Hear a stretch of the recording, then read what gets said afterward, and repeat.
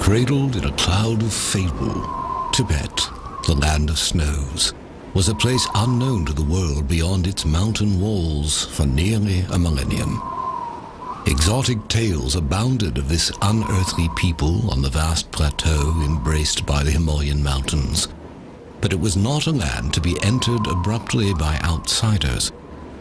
Inaccessible and remote, Tibet remained a mysterious figment in Western imagination. When the first expeditions of Westerners entered the Forbidden Land in the late 19th century, they brought back the first images the outside world had ever seen. They were images that provoked the fantastic tales even more. It seemed Westerners wanted to believe in the mythical Shangri-La, a temperate Asian land sheltered from the outside, governed by a philosophy of compassion and nonviolence, free from hardship or strife. If similar in philosophy, the physical reality of Tibet was far more complex. Life on Earth's highest plateau was one of harsh contrast, a place where natural riches were matched by unimaginable rigors. Its first inhabitants were nomads who slowly adapted to high-altitude extremities. Even for these rugged people, at 15,000 feet, their eyes could literally dry up from the brittle intensity of the sun. A sudden hailstorm could destroy a season's work or scatter herds in seconds. Their early history was marked by fierce wars among tribes and outsiders. Life expectancy was brief. They were a people with an acute sense of life's impermanence and suffering. It is not hard to understand why the Tibetans, whose outward conditions were so severe and changeable, came to look inward for a sense of permanence and peace. The king who had finally united them as a people wished to unite them in faith as well. He invited a charismatic leader from India, Padmasambhava, to bring Buddhism to his land. Tibetans had believed in a host of deities, both benevolent and wrathful. Overcoming sabotage from the leaders of this religion, known as Bon, was the challenge. Padmasambhava succeeded by blending these beliefs with the teachings of the Dharma, or Buddhist scriptures. Instead of casting the deities out, he creatively recast them as guardians and symbols of the Buddha's teaching. The result was a unique Himalayan hybrid of Buddhism. The lavish rituals and imagery of their former faith remained on the exterior, but the teachings of Buddhism slowly claimed the minds of the Tibetans.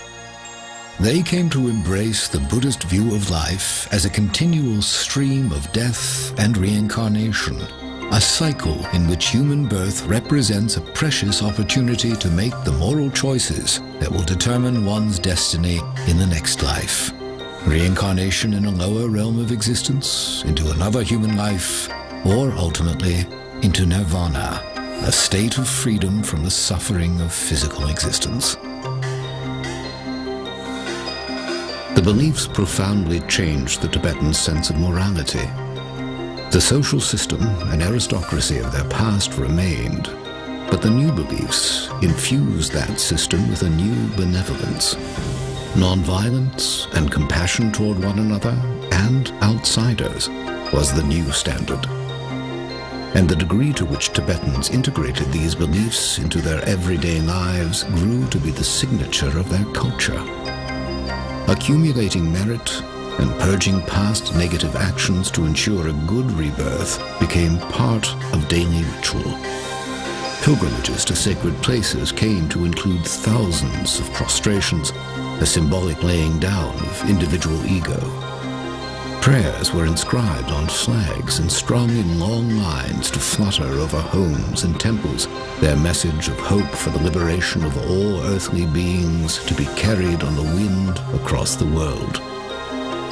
Reciting prayers was accompanied by the constant spinning of prayer wheels, a symbol of goodwill and loving kindness spinning outward toward all beings. Life, literally, revolved around their beliefs.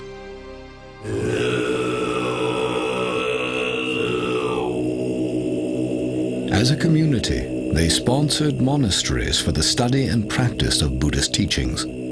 These vast structures were homes for tens of thousands of monks and nuns, publishing centers for all Tibetan society, and libraries for ancient texts.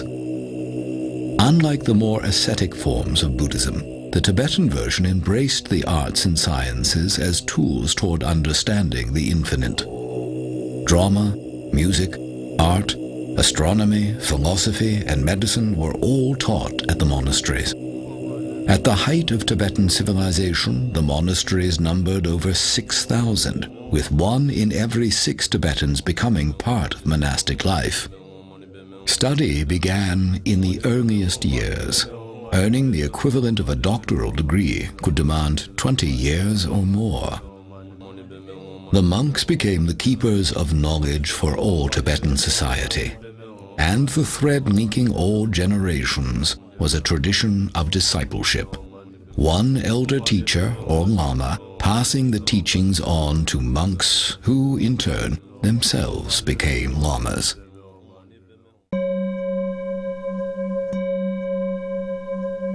The new Buddhist beliefs also produced the most fascinating of Tibetans, the yogis.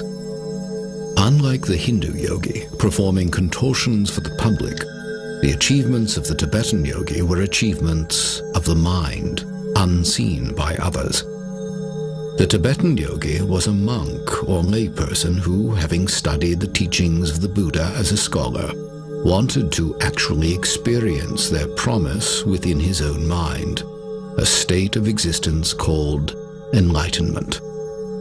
For the aspiring yogi, attaining enlightenment meant gaining an earthly preview of the bliss of nirvana through intensive mental and physical exercises in remote caves or huts. Their goal was to rise above the suffering of samsara, or physical life, and discover the purest nature of consciousness. In their quest, meditation retreats could last for years. For centuries, Tibetans revered these yogis as the most mystical people in their society. They supported their pursuit of enlightenment by providing the monasteries with food, clothing, and currency.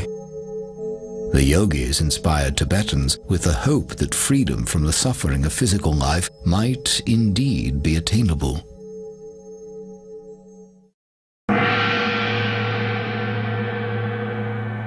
Over the course of centuries, spiritual and state leadership converged. Tibetans began a tradition of identifying those among them believed to be reincarnations of the Buddha of compassion. Among them, one would be named Dalai Lama, literally ocean teacher, implying depth and breadth of wisdom. Eventually, the one identified as the reincarnation of His Holiness the Dalai Lama would take his place as temporal leader of Tibet.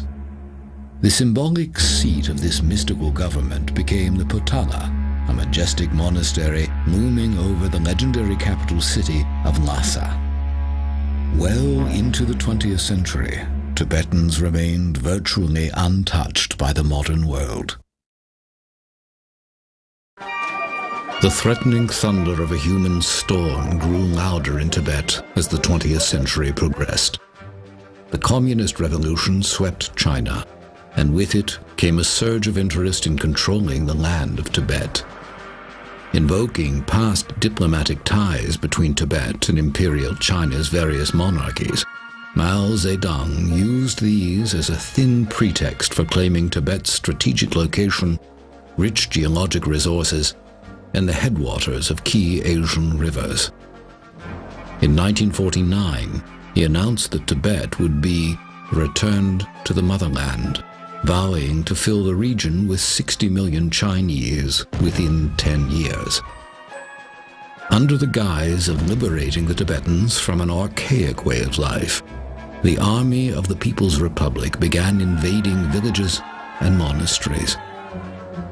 The tensions of their initial occupation and opposition to religion grew into an increasingly brutal campaign to replace Tibetan practices and people with their own. The world had not yet absorbed the shock of Hitler's Holocaust, when a new one had ignited in Tibet.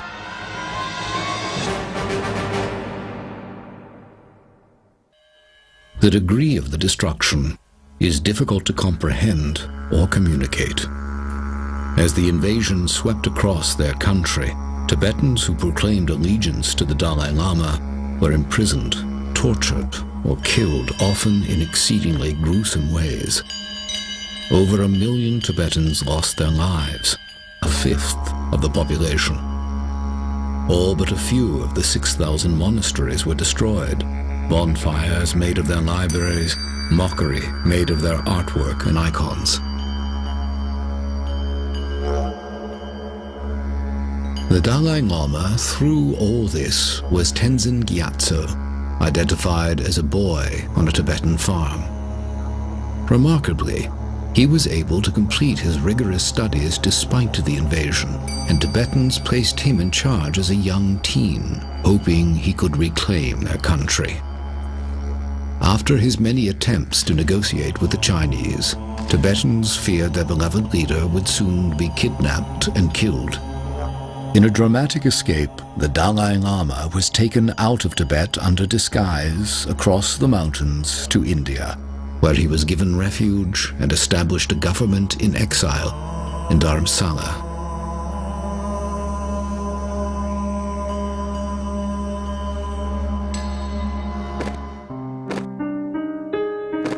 Chinese cruelty escalated in the years following the escape of the Dalai Lama, prompting a flood of Tibetans following His Holiness to India for refuge.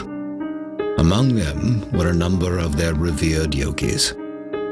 After decades, the memory of that dark passage remains vivid.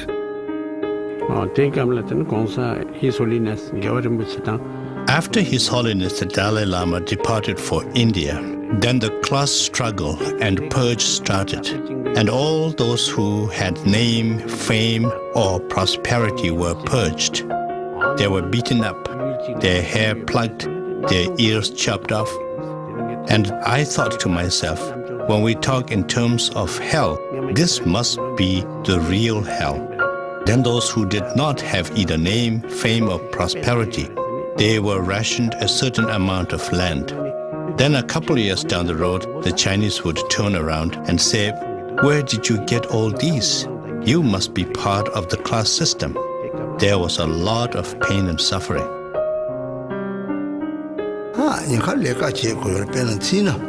I was in Chinese prison for nearly 20 years. In the prison, instead of going to sleep, I would make a conscious effort to sit up and meditate. On Sundays, it was mandatory for everyone to sleep and keep quiet. And I would pretend that I was sleeping, but in my mind, I would meditate and quietly recite the mantras.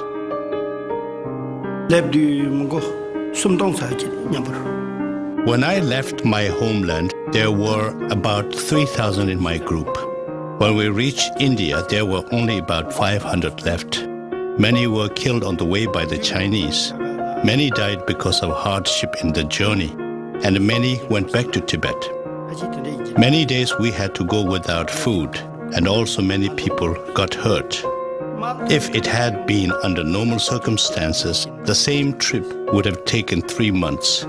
But because it was an escape during a war, it took 2 years. We had to defend ourselves against the Chinese 9 times on the way. The 4th time, my father was caught by the Chinese.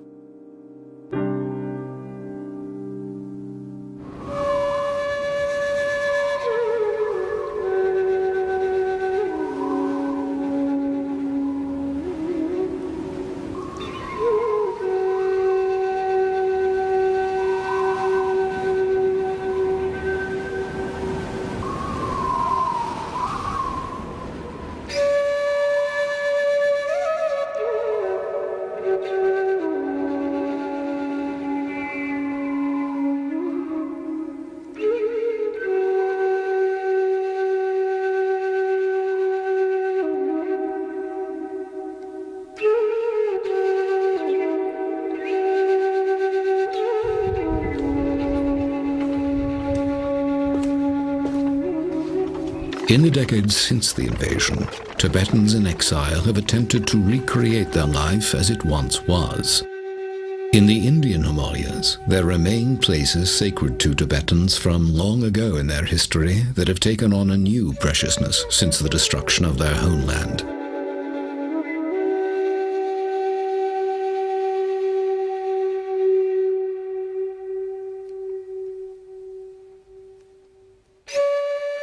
They've also established new monasteries and schools in refugee communities throughout India. The government in exile remains in Dharamsala, working to help their people rebuild their lives.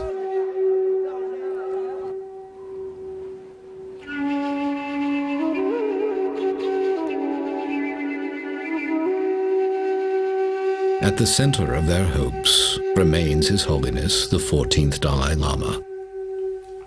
In the decades that have passed since fleeing the Chinese, he has accomplished what his predecessors would never have imagined. Worldwide recognition as one of the most extraordinary scholars, statesmen, and humanitarians of our time.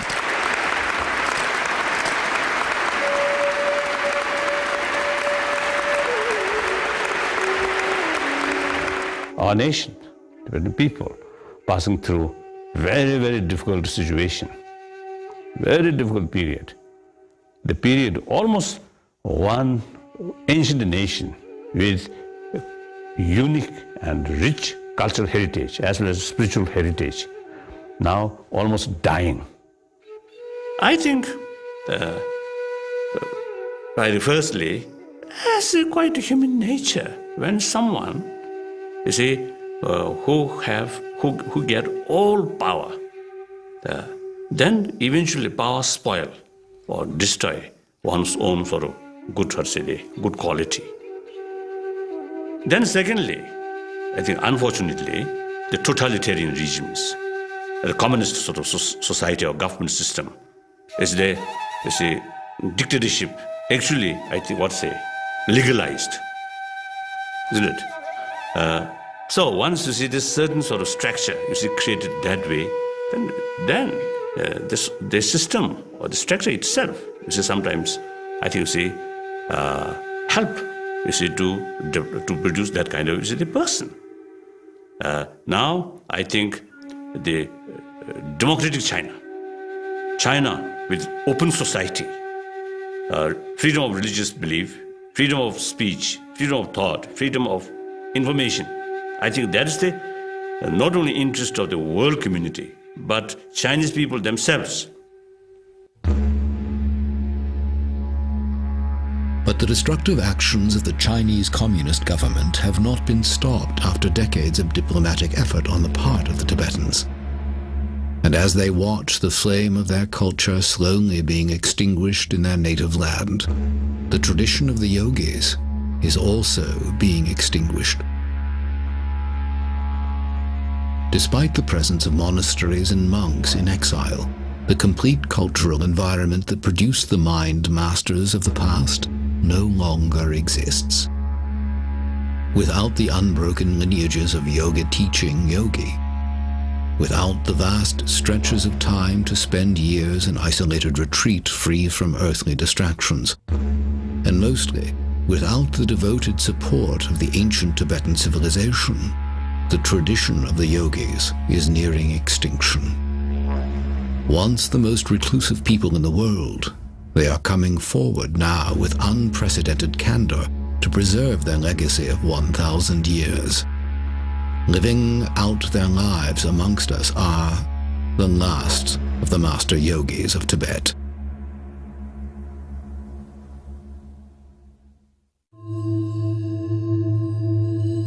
To grasp the loss at stake with the loss of the master yogis, it is vital to understand what they have contributed to human development during their unique history. While the most advanced thinkers in the West developed the physical sciences to improve the outward state of humanity, the yogis developed a science of the mind to improve the inward state of humanity.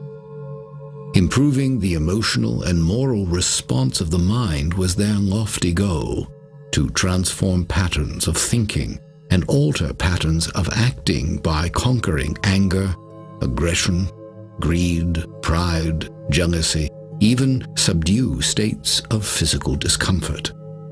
The techniques they developed to achieve these results are only now being recognized and affirmed by Western study of the brain and body. Central to the tradition of the yogis is the passing down of extensive teachings and highly guarded practices for training both body and mind. Within each order of monks, the detailed lineages of yogis, their students, and their techniques are recorded with great care. Each lineage bears a unique name and approach. With roots stretching back to Tibet's first master yogi, Naropa, the Drikung Kagyu lineage has long been renowned for producing highly advanced yogis.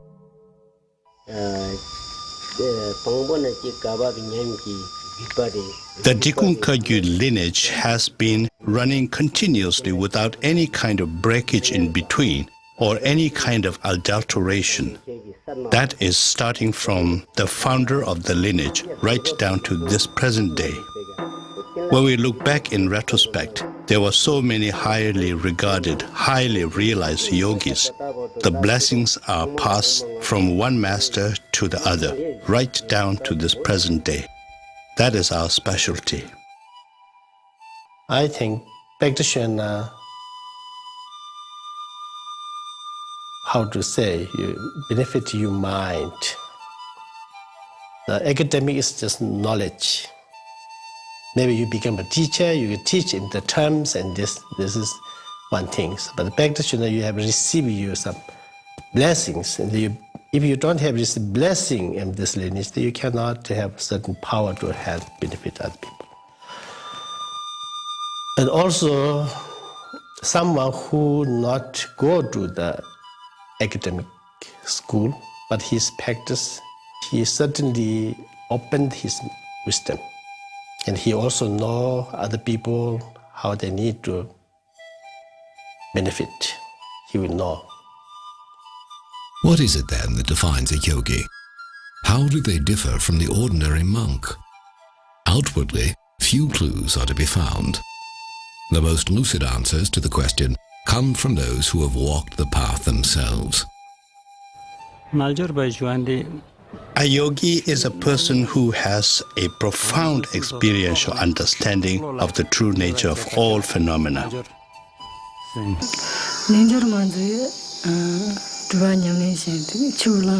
yogini is the practitioner who does extensive retreats and one who has gained experiential understanding of the teachings. So it would have to be someone who has not only received ordination, but someone who has done extensive retreats. A yogi means one who enters into the Dharma or Buddhist teachings, and after that one who does the practice, which is about the mind, training the mind to be always at ease, always at peace. That is the definition of a yogi. Dharma lives within the yogi. Yogi follow the Dharma. If you really live on the Dharma, nothing can harm you. Even though they can be taken this life, but they cannot take next life. What a yogi or yogini strives to do is to put an end to the suffering that exists in cyclic existence. In order to do that, a yogi or yogini has to train his or her mind. Simply stated, a yogi or yogini will strive to counter all the negative emotions and try to generate positive energy. Experienced, qualified retreat person, even he remain in a street, lot of noises, a lot of people, a lot of cars there, but his mind can remain fully concentrate. If someone who have not that qualified, like I think myself, even remain in a remote area, try to meditate, my mind go everywhere. Keeping the mind from going everywhere is precisely the challenge in meditation. and for centuries, aspiring yogis have retreated to remote places to avoid distraction while training their minds. Imagining life removed from society for years at a time can be difficult for Westerners accustomed to a world of virtually non-stop interaction. The question of where is another challenge. For Tibetans in exile, such places still exist in the Indian Himalayas beyond the reach of the Chinese. One of the 24 sacred places in Tibetan Buddhism is Lapchi, a meditation place, a Milarepa, one of Tibet's first yogis revered for abandoning a criminal lifestyle and attaining enlightenment within a single lifetime. A monk hiked for 6 days with a heavy camera into the mountains to bring back a glimpse of this primitive retreat. Even now, the images he recorded were permitted with reluctance.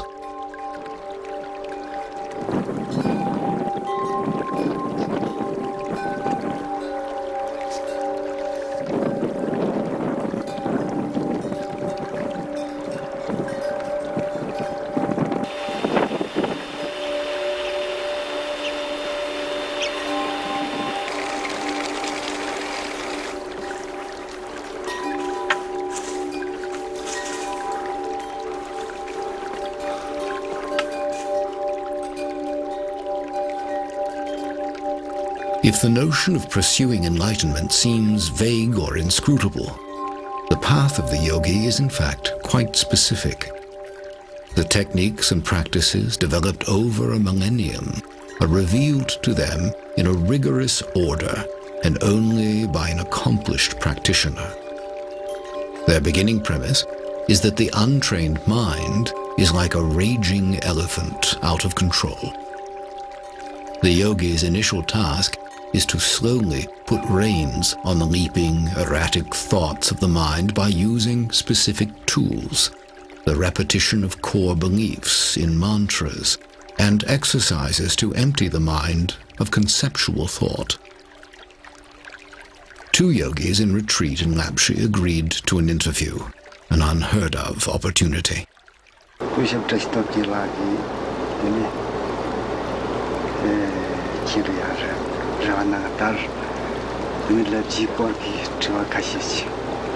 You have come to Lapchi when I have taken a few days' break in my retreat. This is an auspicious coincidence, and something like this can only happen because of past connections and aspirational prayers. Milarepa went on a very long retreat in Lapchi and reached enlightenment through the practice of Tumo. He left several footprints on the rocks of Lapchi, which attract many pilgrims.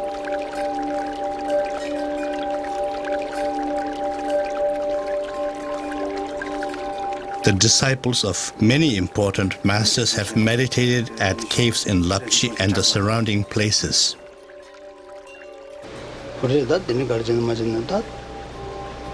I am here on a retreat with permission from His Holiness Chetsang Rinpoche. After many years' retreat, I came to the conclusion that a human being's physical constitution in particular was a big impediment for serious practitioners. I came to realize that the only way to remove these impediments was to attain mastery over the 5 elements, so that my practice did not have to be dependent upon sustenance and health. I read Milarepa's life history. It completely ravished away my mind. I strongly aspired to master the 6 yogas of Naropa, as well as the secret, prana, nadi, and bindu, the 3 main components that are important in the practice of yoga. At any cost, I was determined to train myself to be able to master Tumo or Chandali. To do this, I found that Dharamsala was not conducive to the attainment of my aspirations. I needed a teacher who could pour down in me his experiential knowledge of such practices. I wanted the result of my efforts to create and leave an indelible imprint on my mind stream that I can forever carry forward. The most difficult thing to do is remain in single-pointed concentration. Bodily efforts like doing hundreds of thousands of prostrations and the efforts of speech like recitation of mantras are no problem. Controlling the mind is.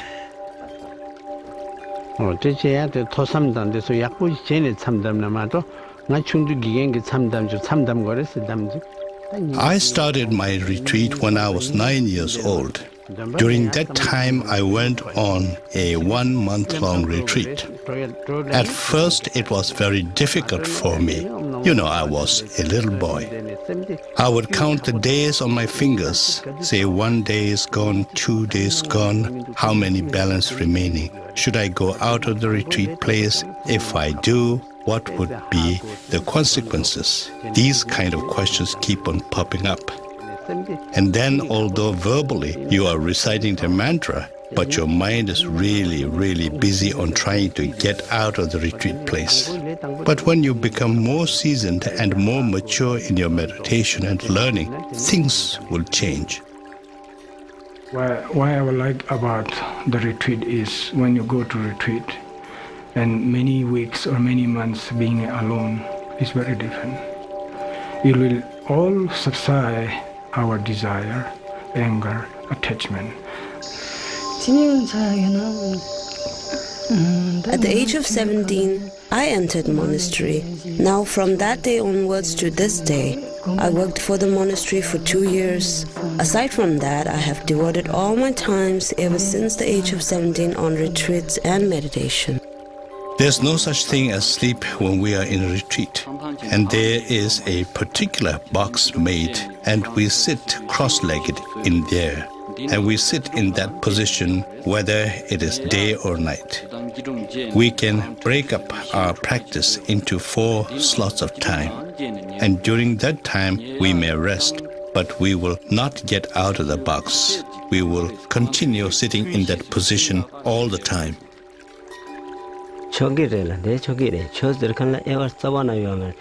Whoever wants to go on a retreat, whether that person is nun, monk, or lay person, all are welcome. The dispensation of Dharma teaching is like the sun's rays. It is for everyone to enjoy. The job of a retreat master is to guide all of those who are on retreat, giving commentary on the teachings relating to the particular retreat that one is on. How many sessions a retreat person has to do in the course of a day, what kind of visualization, what method of meditation, how one should do the mantra recitation, what are the graduated paths to this particular practice. So these are the kinds of things a retreat master will guide those who are on retreat. Once you come out of the retreat after 3 years, 3 months, 3 weeks, and 3 days, you are a different person. If one is a different person after 3 years in retreat, the effect is exponential for those who have devoted decades to retreat. Indeed, the most profound evidence of the mind-altering effects of prolonged retreat are to be found in the oldest practitioners. Yet many of these elders have been imprisoned or killed in the half-century of Chinese occupation. Perhaps the oldest living Tibetan yogi is Drüang Rinpoche, possibly the most revered yogi alive today. Here, for the first time, he grants a filmed interview, a rare glimpse into the mind of a meditation master.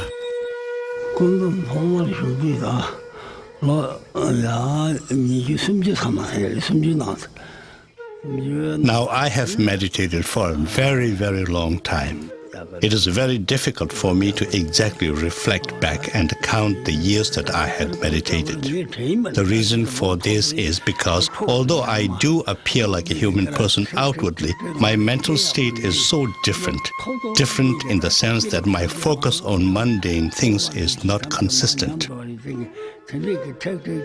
When one meditates, from the very day when one decides to go on solitary retreat, one has made a conscious decision to endure all kinds of losses: good clothing, good food, name, fame, and prestige. All these things one must be ready to forego and give up.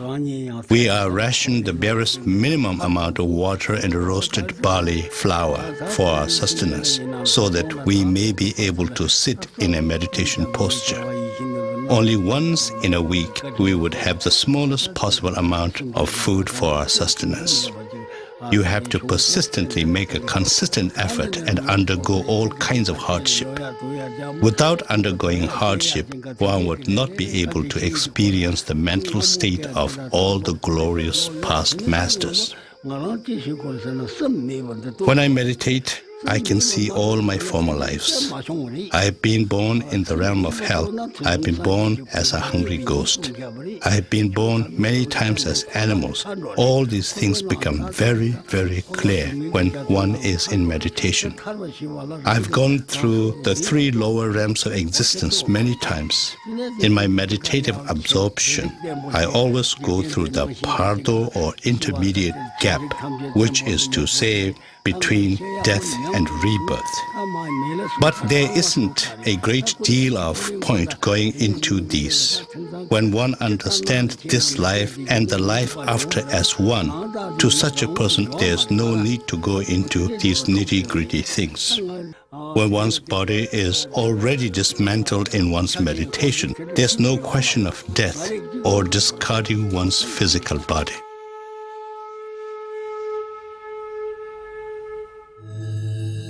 The disciplined mind, then, becomes a powerful tool in its own right, enabling the practitioner to become aware of the subtle energies of the body, then master them through the breathing and physical postures known as yogas. Modern Western medicine has documented the mental powers of these meditation masters. One such practice, Tumo, was developed for generating body heat in the icy caves of Tibet. Yogis who have mastered Tumo are capable of immersing themselves in icy lakes and, 15 minutes later, producing visible steam rising from their robes.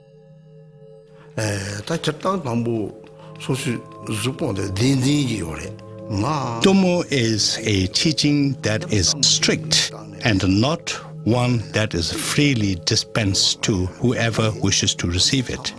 However, our environment and the time are very different now. So, backed by loving kindness and compassion, I am now showing it. And to me, it's not a violation of our yogic vows. Tumo is a practice that will bring about bliss and happiness, psychological as well as physical. The visualization is a lot simpler. When you visualize yourself as a fully blown up balloon that is hollow, then you visualize a little object inside you, glowing and generating heat. It is a very useful tool to help oneself and heal oneself. Other yogas were designed to benefit bodily health and to improve the length and quality of one's precious lifetime.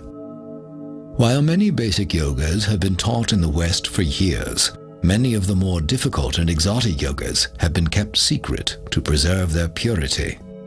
One such practice, Trulkor, was developed for opening the wind channels of the body, the pathways of energy associated with breathing.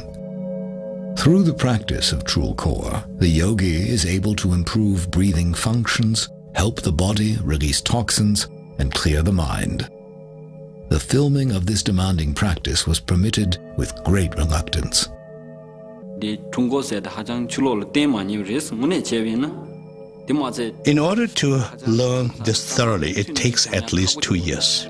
But then you cannot leave it at that. You must do the practice all the time. Unless I'm traveling, I do the exercise 2 hours every day. And now I have one request. This is a very secret practice, so I must ask you to advise the viewer to not try to imitate me. If they do, there is a danger for their health and well-being. Because this is so secret, We must learn it from a particular teacher who can give the teaching from the beginning to the end thoroughly.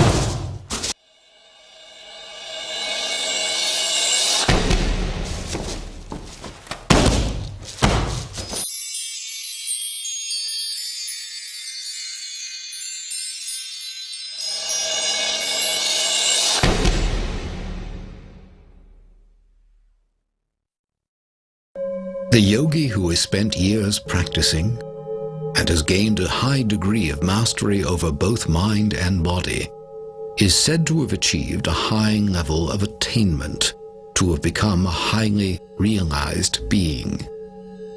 Their powers are sometimes said to extend into the realm of the paranormal. Such supernatural stories have swirled around the Tibetan yogis throughout their history, thickening the cloud of mystery surrounding them. Tales of telepathic communication and mind-controlling matter are reported among advanced practitioners to this day.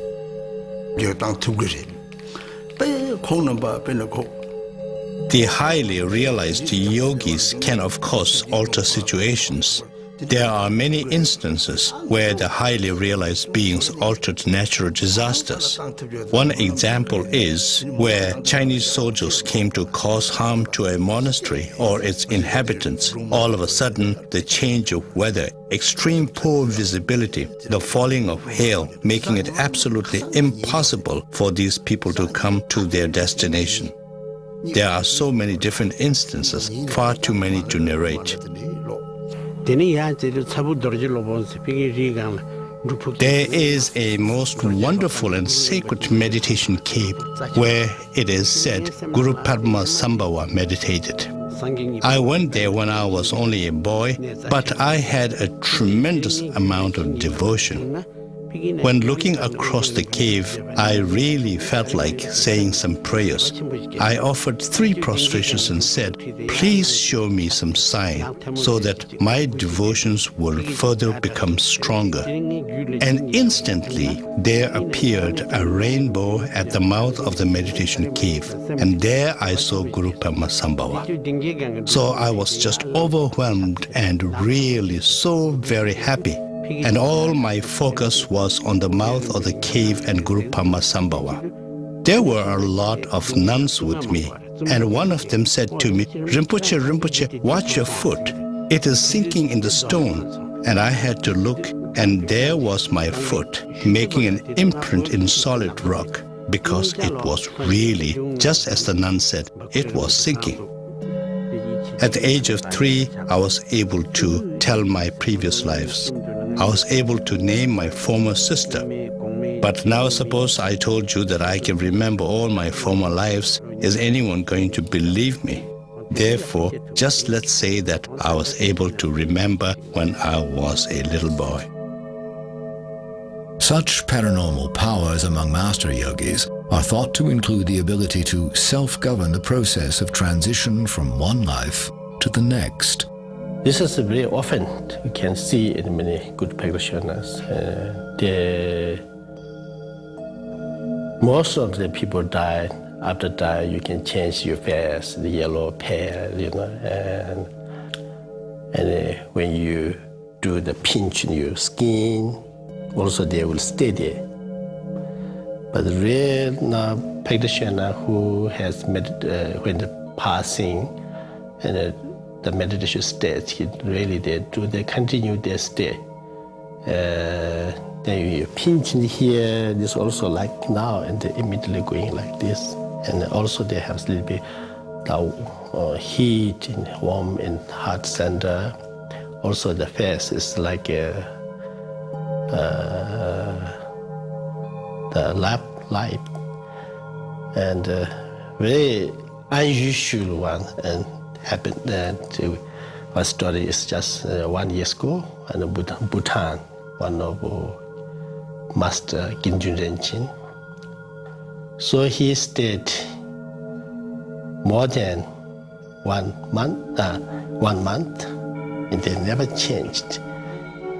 For aspiring yogis, events such as these imply control over the process of reincarnation. Even His Holiness the Dalai Lama has stated that if the Chinese communists are still governing Tibet at the time of his death, he will choose rebirth outside of Tibet. Controlling the process of one's own death and rebirth is the subject of some of the most fascinating stories surrounding Tibet's yogis. Lama Drupon Semten recalls vividly one such event in his early years as a student, the death of his own teacher, Kemgor Rinpoche. This is my teacher, Kemgor Rinpoche. He invited all the students. He told he's going to pass away. No illness, nothing sign of death, nothing. He just normally get up, do his prayer, and he told his attendant to make a good tea. And then he make a tea over and over and until he's satisfied. And he says, all this prayer together. And when he get to the the completion state. He says, this is the time for me to pass away. And just like a falling asleep, like a Buddha, no? Just he put his right hand under his chest and then lie down and look at each person. No, he's doing prayer for each person to benefit in the future. And he passed away.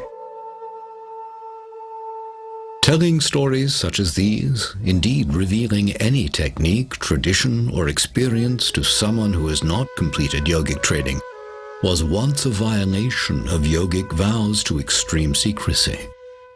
The reason was to maintain the purity of the teachings.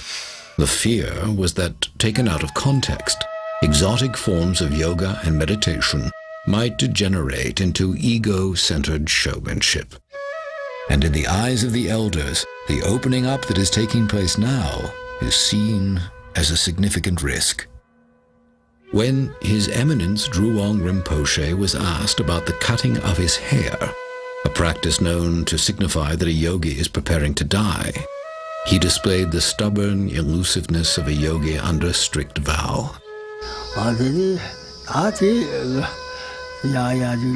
There are many reasons why a person in retreat would grow hair.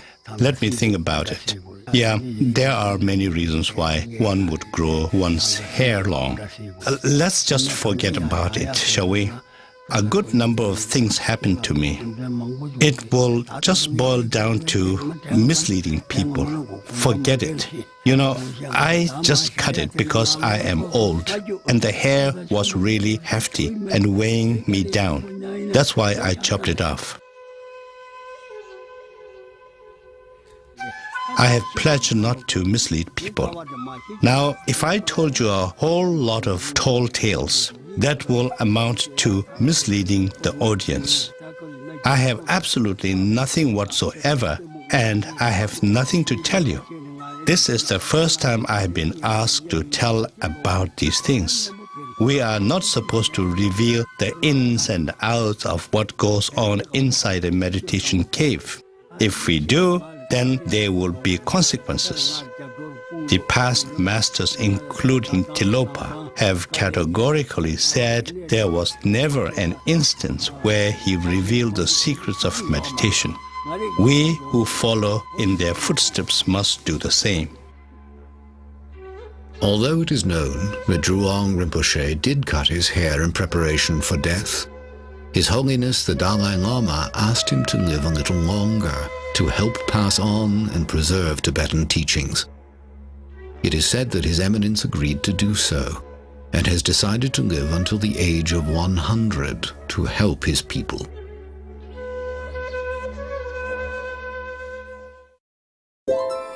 Beyond feats of mental, physical, or even supernatural control, perhaps the most impressive accomplishment of the Tibetan yogis is maintaining a stance of compassion and peace through a half-century of persecution.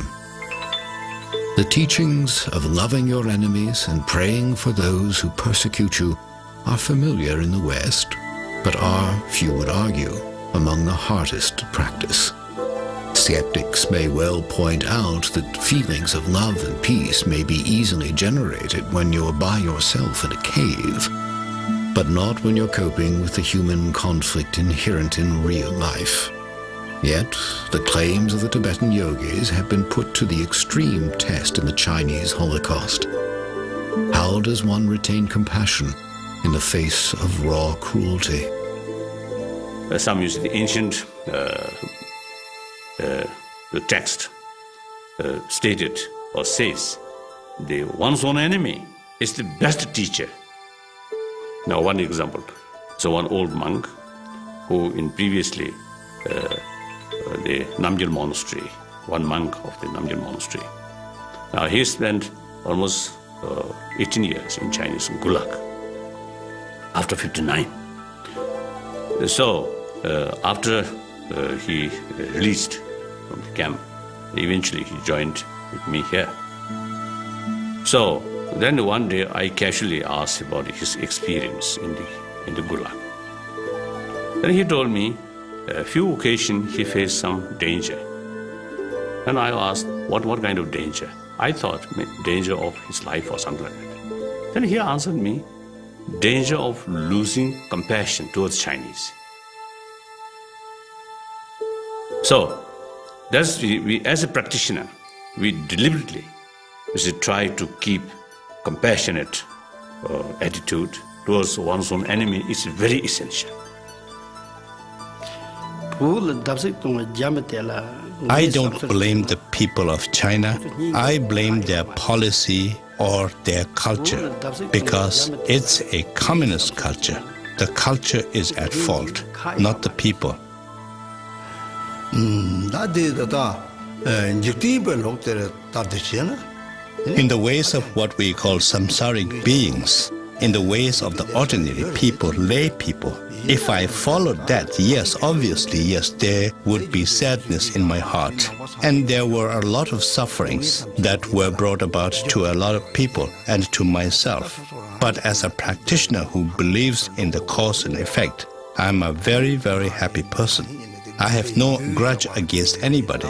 I have no grudge against the Chinese people or the Chinese government. Whatever befell on an individual, it was because of his past karma.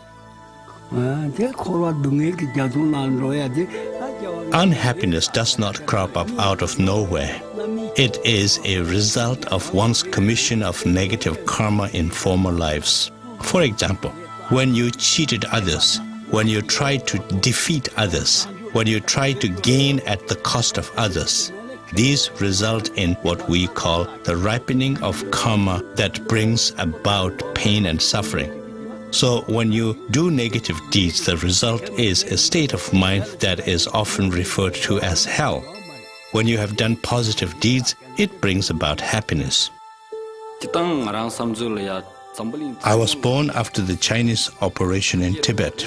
I am upset with them, and I am sad because the Chinese have been very ruthless to Tibetan people and my family.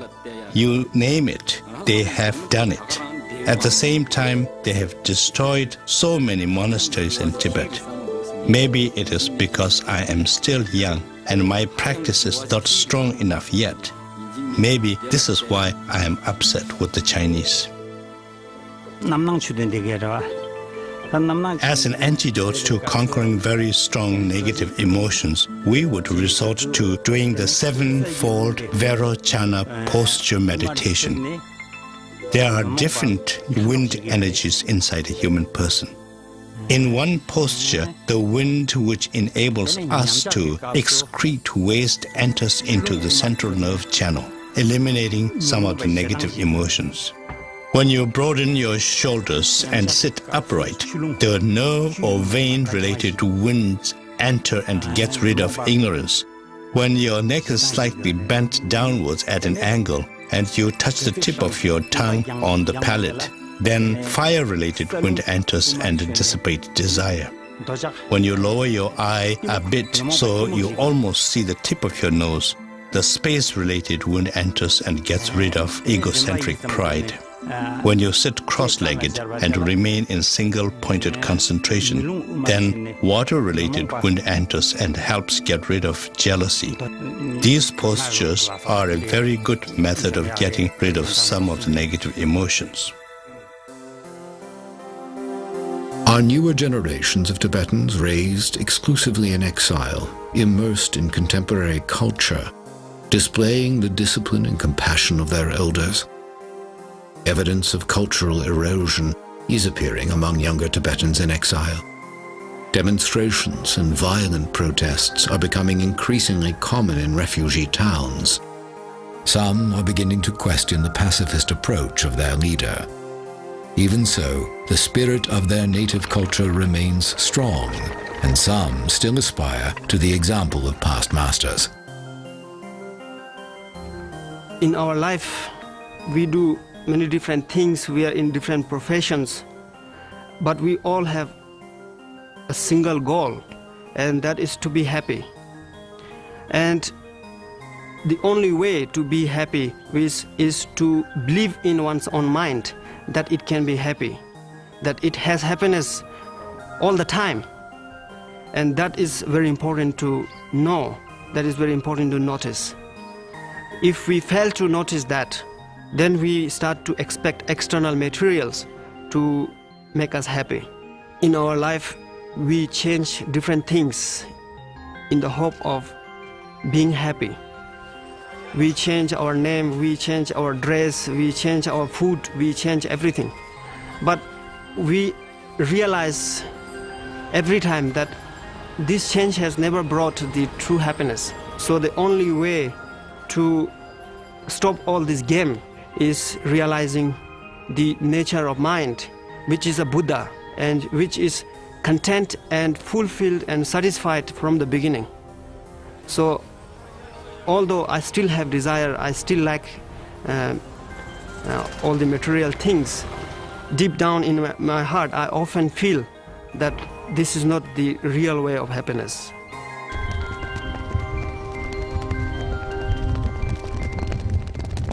Yet even the most earnest efforts of these young practitioners cannot maintain the tradition of the yogis as it once was. The number of authentic elders dwindles daily. The best the younger generation can do is preserve the practices of their ancestors, the shadows of a total lifestyle that will never again be possible.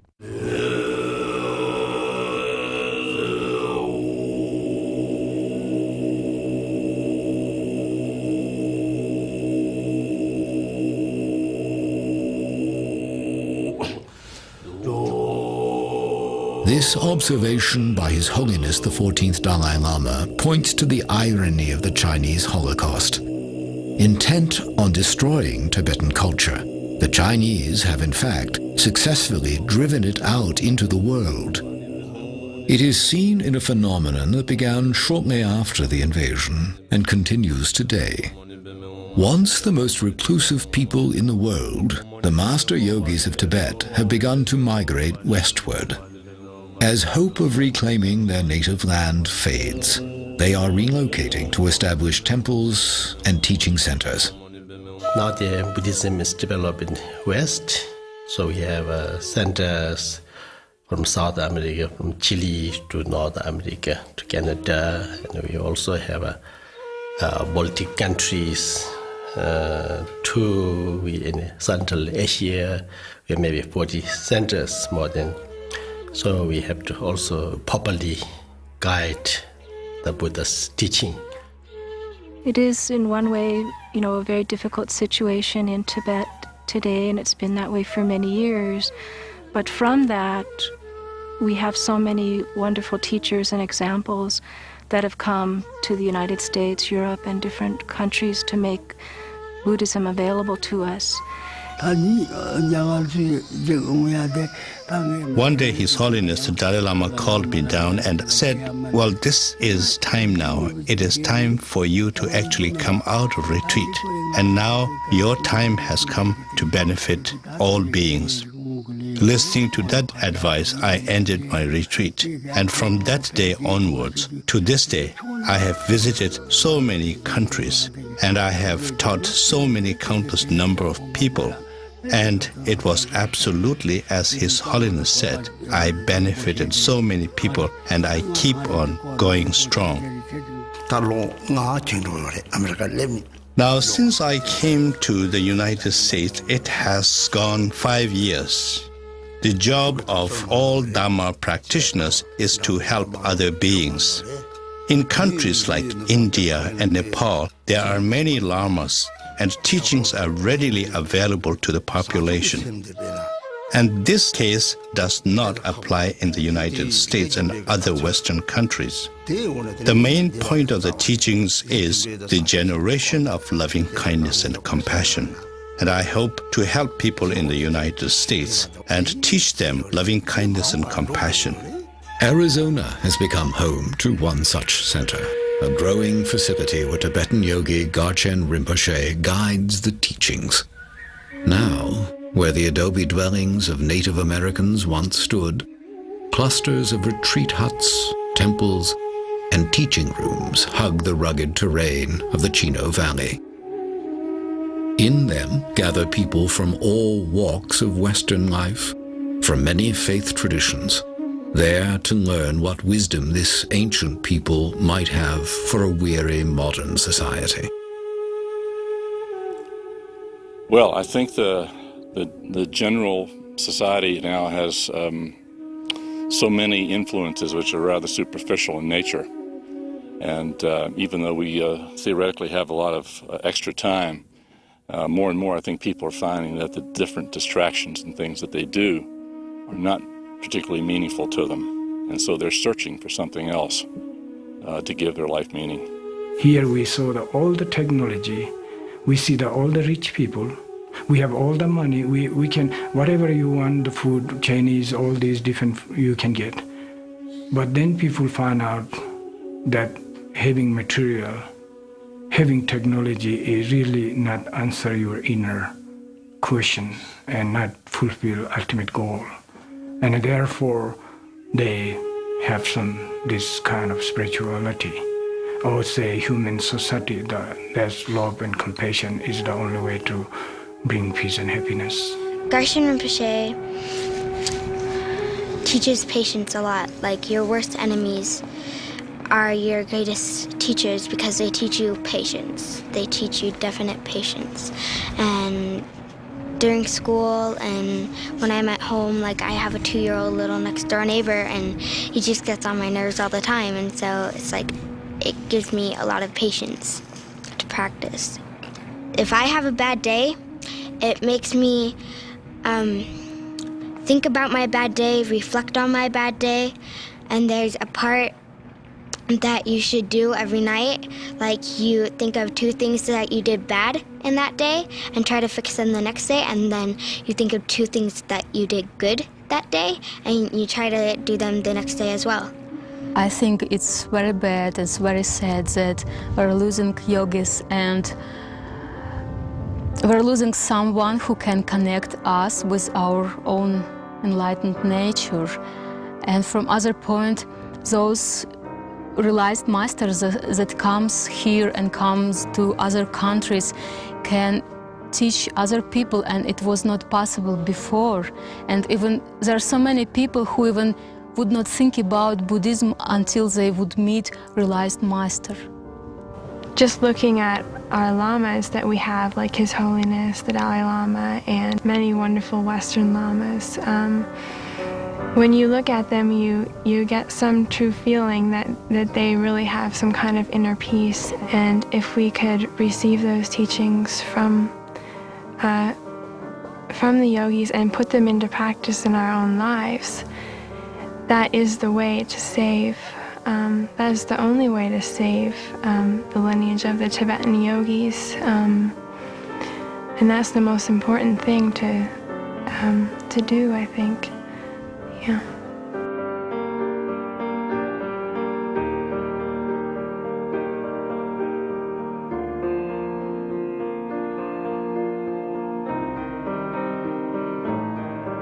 The lamas who have come to the West are still adapting to the pathways and parameters of this new life.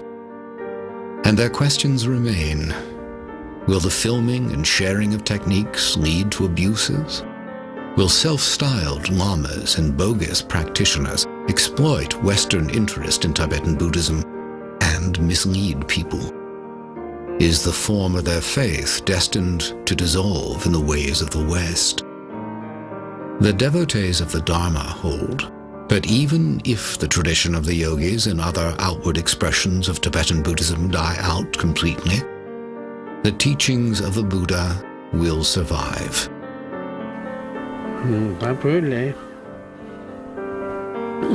Because of the Chinese occupation, it is extremely difficult to have the same amount of yogis coming either inside Tibet or outside. The number of yogis has definitely decreased, and it is difficult to see whether we will have the same amount in the future. According to the things that have taken place in Tibet, and according to the prevailing circumstances, it would seem that the tradition of the yogis will come to an end. If not come to an end, it will near extinction.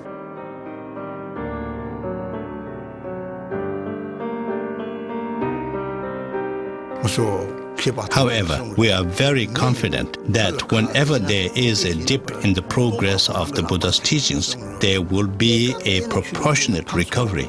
So in that respect, I have faith that we will recover from it.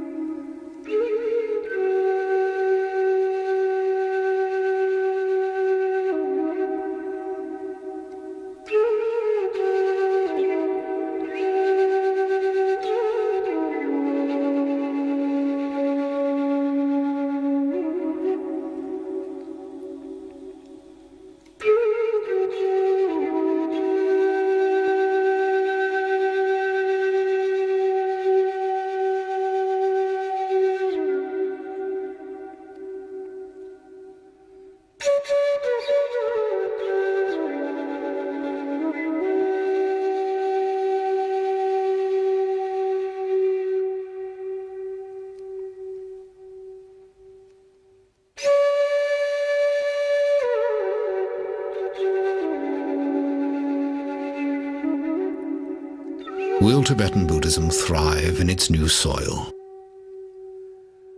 Can people who do not experience the daily hardships of the native Tibetans, Westerners who lived enveloped in material comfort, ever fully embrace a philosophy based on escaping earthly suffering? Or has material success left a big enough void of its own to drive the Western mind inward for solace? Even for those who seek to follow the example of the Tibetan elders, the human environment is drastically different. They are striving to train their minds, sustain intensive meditation, and maintain a disciplined compassion for their fellow humans, not in sheltered enclaves, but while living and working in the frenetic grip of a 24-hour society. Can any philosophy of compassion and non-violence be successfully practiced in the crucible of modern life? For now, the answers to these questions remain as mysterious as the minds of the master yogis themselves, living remnants of an ancient and vanishing civilization, human artifacts from the Tibet that once was.